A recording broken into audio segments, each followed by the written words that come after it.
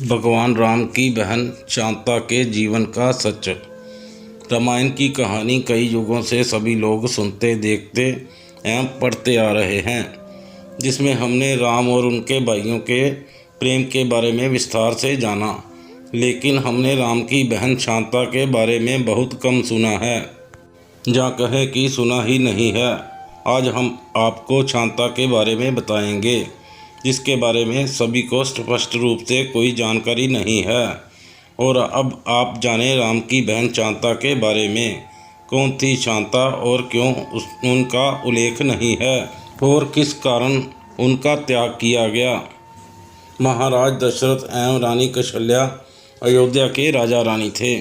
महाराज दशरथ की दो अन्य रानियां भी थीं, जिनमें नाम कैकेयी और सुमित्रा थे। सभी जानते हैं कि इनके 4 पुत्र थे, राम, भरत, लक्ष्मण, शत्रुघ्न। लेकिन ये कम लोगों को पता है कि इन 4 पुत्रों के अलावा उनकी एक बड़ी बहन शांता भी थी। शांता कौशल्या माँ की पुत्री थी। शांता एक बहुत होनहार कन्या भी थी। वो हर क्षेत्र में निपुण थी। उसे युद्ध कला, विज्ञान, साहित्य एवं पाक कला सभी का अनूठा ज्ञान था। अपने युद्ध कौशल से वह सदैव अपने पिता दशरथ को गौरवान्वित कर देती थी। एक दिन रानी कौशल्या की बहन रानी वर्षिणी अपने पति रोमपद के साथ अयोध्या आते हैं। राजा रोमपद अंग देश के राजा थे। उनकी कोई संतान नहीं थी।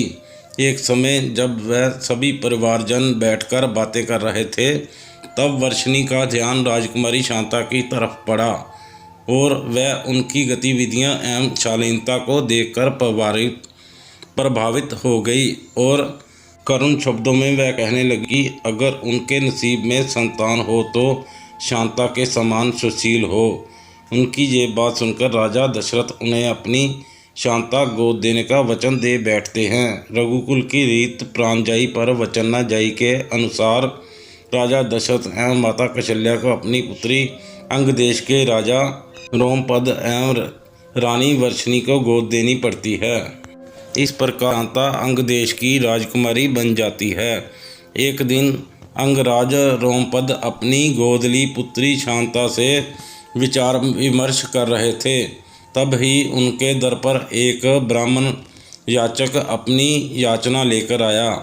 लेकिन रोमपद अपनी वार्ता में इतने व्यस्त थे कि उन्होंने ब्राह्मण की याचना सुनी ही नहीं और ब्राह्मण को बिना कुछ लिए खाली हाथ जाना पड़ा। ये बात देवताओं के राजा इंद्र को बहुत बुरी लगी और उन्होंने वरुण देवता को अंग देश में बारिश न करने का हुक्म दिया। वरुण देवता ने यही किया। उस वर्ष अंग देश में सूखा पड़ने से हाहाकार मच गया। इस समस्या से निजात पाने के लिए रोमपद ऋषि शृंग के पास जाते हैं और उनसे वर्षा की समस्या कहते हैं। तब ऋषि शृंग रोमपद को यज्ञ करने को कहते हैं। ऋषि शृंग के कहने अनुसार यज्ञ किया जाता है। पूरे विधान से संपन्न होने के बाद अंग देश में वर्षा होती है और सूखे की समस्या खत्म होती है। ऋषि शृंग से प्रसन्न होकर अंगराज रोमपद ने अपनी पुत्री शांता का विवाह ऋषि शृंग से कर दिया। शांता के बाद राजा दशरथ की कोई संतान नहीं थी।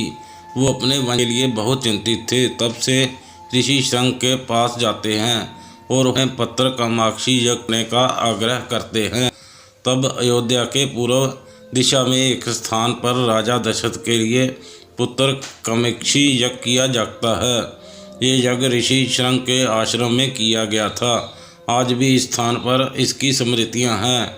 इस यज्ञ के बाद प्रसाद के रूप में खीर रानी कौशल्या को दी जाती है, जिसे वह छोटी रानी कैकेयी में बांटती है।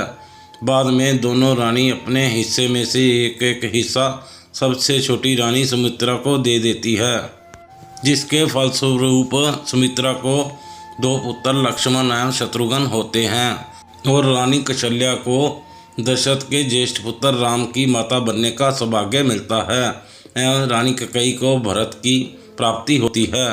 इस प्रकार शांता के त्याग के बाद राजा दशरथ को 4 पुत्र प्राप्त होते हैं। पुत्री वियोग के कारण रानी कौशल्या एवं राजा दशरथ के मध्य मतभेद उत्पन्न हो जाता है। शांता के बारे में चारों राजकुमारों को कुछ ज्ञात नहीं होता, लेकिन समय के साथ वह माता कौशल्या के दुख को महसूस करने लगते हैं। तब राम कौशल्या से प्रेषण करते हैं। तब राम को अपनी ज्येष्ठ बहन शांता के बारे में पता चलता है और वह अपनी मां को शांता से मिलवाते हैं। इस प्रकार राम अपने माता पिता के बीच के मतभेद को दूर करते हैं। देवी शांता के बारे में वाल्मीकि रामायण में कोई उल्लेख नहीं मिलता, लेकिन दक्षिण के पुराणों में स्पष्ट रूप से शांता के चरित्र का वर्णन किया गया है।